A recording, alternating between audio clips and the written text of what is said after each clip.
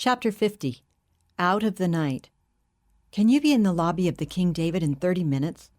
The urgency was apparent as soon as Yakov heard the voice on the other end of the line.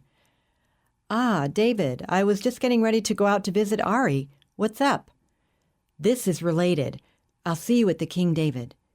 There was no hiding the suppressed excitement in his friend's voice. When Yakov arrived, he saw David standing in a far corner of the crowded lobby, engaged in close conversation with a sandy-haired American in his late 40s. Rather tall and of muscular build, the man's military bearing seemed obvious in spite of the tennis shorts and flowered sports shirt he was wearing. "Meet my friend, Don Jordan," said David, as Yakov approached. "Don, this is Yakov Kimchi. He shared his apartment with Thalberg, until this incredible scandal that makes me ashamed of my colleagues at the office." "So good to meet you, Yakov," said Jordan warmly, reaching out to shake his hand. "I've heard a lot about you from David." "And I've never heard a word about you." Yakov gave David a sharp look of reproof. Why would he be speaking so freely in front of this stranger? "Relax, you old warhorse," said David. "I've known Don for at least 25 years. We go back to Vietnam. Just a couple of young bucks then. I was military attaché at our embassy in Saigon, and he was at U.S. military intelligence headquarters. We had a close relationship, learned to trust one another. He's with the FBI now and a good friend of Ken and Carla Inman. And, how about this, they attend the same prayer meeting." Yakov's face lit up with a sheepish grin. "Sorry, brother." He reached out and shook Jordan's hand again, this time with great enthusiasm. "Can't even find a place to sit down in here," complained David apologetically, "so we'll just stand. Now, down to business. Don just happens to be here with a group of Christians on a tour of Israel. We're old friends, so it doesn't matter who sees me with him. We had dinner together last night, went over the whole thing. I told him about Dmitri and gave him a copy of the tape. He agrees we've got to get Ari out. Fast." "Thank God!" exclaimed Yakov. "What can I do?" "Plenty. But first, why don't you give us your end of it?" said David, turning to Jordan. "It's doubtful that we'll ever stop Del Sasso, but we've at least got to try. The first consideration is Thalberg's safety. He's a key witness. Both our governments have been compromised, so at least for the moment we have to work outside the law. There's a whole network inside both the CIA and FBI that knows the truth and will sacrifice everything for it. And I understand there's a faction within the Mossad." He turned to David for confirmation. David nodded. "No problem. I'm not the only one. Now what I'm responsible for," Jordan continued, "is to provide Ari, and Miriam, of course, with new identities and protection at a safe location in the United States. Unfortunately, if she didn't change her identity, Ari could be traced through her, so they could never get together.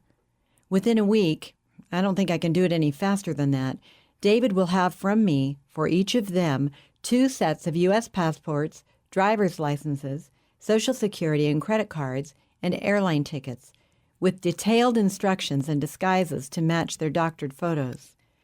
Ari and Miriam will use set number 3 for their flight from Frankfurt to Chicago. They'll use set number 4 from Chicago to... Well, at this moment, I don't know what that destination will be, but it will be identified when you get the documents. I'll also provide 2 similar sets of Israeli passports and papers and disguises," added David. "Ari and Miriam will fly under one set of names from Tel Aviv to Rome, and under different identities from Rome to Frankfurt. Then, of course, under their American identities from there on. 4 different identities on 4 different airlines should make it impossible to pick up the trail." "And my job?" asked Yakov. "From now on, you won't talk to Dmitri inside the hospital, even if you happen to come into contact when you're visiting Ari. Watch for him this afternoon when he gets off work and pick him up in your car. Make certain you're not observed. Explain that you won't be talking to him anymore at the hospital, but you'll be picking him up every afternoon, and that tomorrow he must make a complete list of the medications they're giving Ari and an exact description of the containers of each kind, and give you a sample of each pill. The next day, you'll pass on duplicate containers of sugar pills, which Dmitri will substitute the following day. That's 3 days from now. On the fourth day, when you visit Ari, his head should be starting to clear. You'll explain what's happening and that he must continue to act disoriented and drugged. We'll have something in the placebos to keep his eyes dilated. You've got that? Got it. We've already made the ECT equipment break down twice. It's in for repairs now, and I'll make sure it isn't fixed until Ari's gone, continued David. That takes care of the easy part. Getting him out of there without anyone sounding an alarm for at least 5 hours is not going to be so simple. Now, here's what we're going to do. True to his word, 1 week later, Jordan delivered the American passports and other identification documents and airline tickets. They came by diplomatic pouch to the U.S. Embassy in Tel Aviv in the name of a senior staff member who was a part of Jordan's network. He, in turn, passed them on secretly to a Katza, Yehuda Cohen, to whom David had already delivered the phony Israeli passports and Alitalia tickets to Rome and the Lufthansa tickets on to Frankfurt. Yehuda would be the driver who would take Ari and Miriam to the airport, provided everything went according to plan. Dmitri had performed like a professional snoop. His last task was completed without a hitch, replacing the placebos with the original medications. David had insisted upon that additional move as a safeguard for Dmitri. The crucial drug substitutions would be one phase of the operation that the ensuing investigation would never uncover. For a number of reasons, not the least of which were the airline schedules, it had been decided to pull off Ari's escape during the day rather than under cover of darkness, but not during Dmitri's shift. That dictated the means to be used. Dmitri left the hospital at about 3:10 in the afternoon. At 3:30, 2 Katzas in disguise and with fake Mossad IDs, Yehuda Cohen and Yosef Berg, entered the hospital. They presented the nurse in charge with orders signed by Dr. Solomon, the chief psychiatrist. Ari was to be taken to his office for a special battery of tests that were estimated to take about 5 hours. Solomon had already called an hour earlier for the patient to be dressed in his street clothes. Cohen and Berg handcuffed Ari and left with him immediately. When Ari was shoved into the back seat of the waiting car, there, to his great joy, were David on the far side with a key to unlock his handcuffs, and Miriam between them, laughing and crying at the same time. Their embrace, after 6 months' separation, had to be brief. David saw to that. There was no time to waste. "How are you feeling, Ari?" asked David brusquely. "Not back to normal by a long shot, but much better," came the reply. He looked eagerly from Miriam to the passing street scene as the car sped away. "What a relief when those shock treatments ended. You can't imagine what it's like in there. And then, the drugs. What a change when I started getting placebos." "Great. Now both of you pay close attention.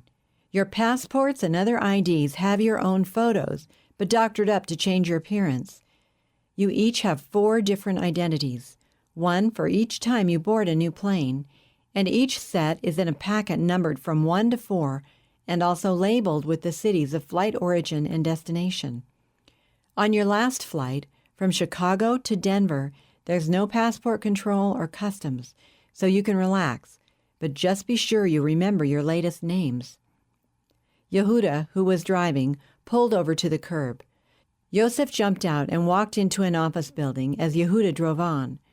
"Dr. Solomon's office is there on the 3rd floor," explained David. "Ari may remember him. He's the chief psychiatrist." "Do I ever!" exclaimed Ari. "He's the fiend who put me in that torture chamber." "He and a few others," said David dryly. "Well, he was persuaded to call the hospital and then to sign a release for Ari to come to his office for some tests. Yosef's going to help the other 2 make sure everything stays under control for the next 6 hours until you're safely in Rome." It was a bit complicated. 2 appointments and a dinner engagement had to be canceled, explanation to his wife, receptionist and nurse replaced with our people for the afternoon, but that's routine stuff. He'll be released about 10 o'clock tonight, with the threat that Ari is only the first, and unless he reviews some of the other cases under his care, there will be more vigilante action. Our people are identifying themselves as members of the Citizens Committee to End Psychiatric Abuse. We've had a few flyers and brochures printed up with that name on them and dropped around town the last few days. That will give them something to worry about, and hopefully sidetrack them from thinking that the people behind this operation are interested primarily in you, Ari." David put a briefcase on Ari's lap and showed him how to open the 2 false compartments, one on top and one on the bottom. From the bottom compartment, he pulled out a flat plastic container marked number 1. "Now, here's packet number 1. As you can see from the photos in the passports, Ari, you'll have to put on this mustache and these heavy eyebrows. Put these 4 marbles into your mouth, 2 on each side, to fatten your cheeks, and wear these plain glasses with heavy black rims at all times. Miriam, false eyelashes for you as well, a red wig, makeup, and these large glasses.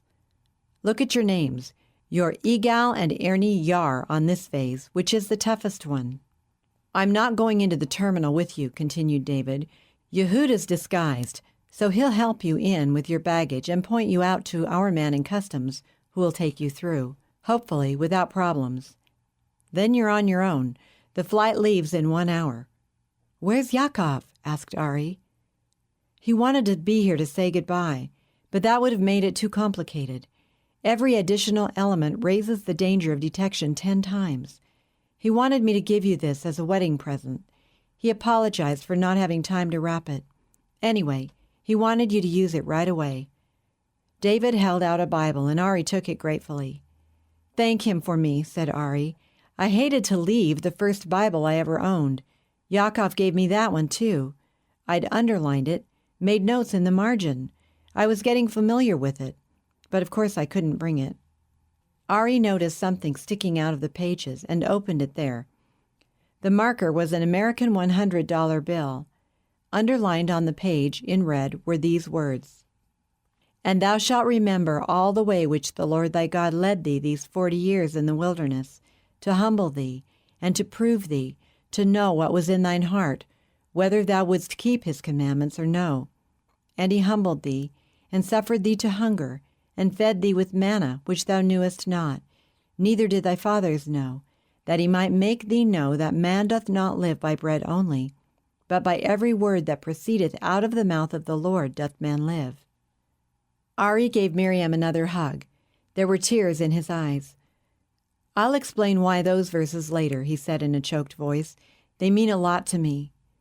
The remainder of the brief ride to the airport was spent donning the disguises, getting used to the new feel and look, and addressing one another by their new names. Saying farewell to David was not easy. "You look after Yakov," both Ari and Miriam repeated.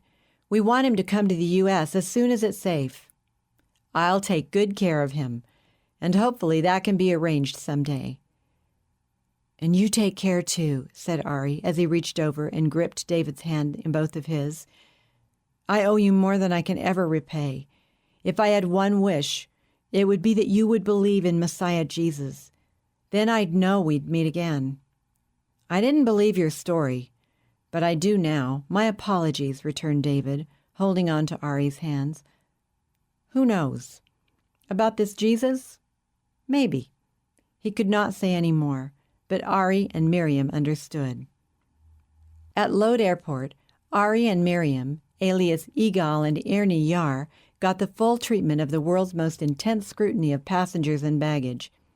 If they attracted any attention at all, it was because of the affection they obviously had for each other. The practiced eyes of the hardened officials who saw all kinds and could spot a phony at a glance had no doubt that this pair was genuinely in love, and probably on their honeymoon. The thoroughness of airport security was reassuring in one sense, but they both knew they could not relax, in spite of their disguises and the Mossad agent carefully shepherding them through, until they were aloft. "Thank you, Lord," breathed Ari inwardly as they boarded. Once the plane was airborne, Ari and Miriam held each other tightly in a long embrace. Then they settled back in their seats, Miriam's head on Ari's shoulder. "Honeymooners, obviously," was the verdict written in the eyes of more than one sympathetic passenger seated nearby. "Isn't God good?" Miriam whispered. Ari could only nod and squeeze her hands. I think Yakov protected me by not saying how bad it really was at the hospital, but I suspected the worst and prayed for your deliverance day and night. I really believed that God was going to do it. And here we are." She snuggled up closer. It took Ari some time to get control of his voice. "They came within a hair of breaking me," he said quietly. "But you know, I believe even that horrifying experience was part of God's plan. The first time I read the Bible through, I came to the words of Jesus, 'Except you deny yourself and take up the cross and follow me, you can't be my disciple.' And it was like a revelation. I knew that my real problem wasn't the many enemies I'd faced in my life. I was my own worst enemy, always looking out for myself. And I said, 'Lord, right now I give up my own plans, my ambitions, even Miriam.' Darling, I really said that. 'I give myself to you to do with me what you will.' And since that moment, I've had a peace and joy that I wouldn't trade for anything this world could offer." "I loved you with a passion before," said Miriam softly, "but I love you even more now. I made the same vow many years ago, and I've been waiting for God to give me the man he had chosen. A man who wanted nothing but his will. Oh, how he's answered that prayer, Ari, my dearest love." With a heart too full for words, Ari pressed her hand to his lips. Now at last he could relax and fall asleep from the overpowering weariness he felt beside the woman he loved. They were in God's hands, together.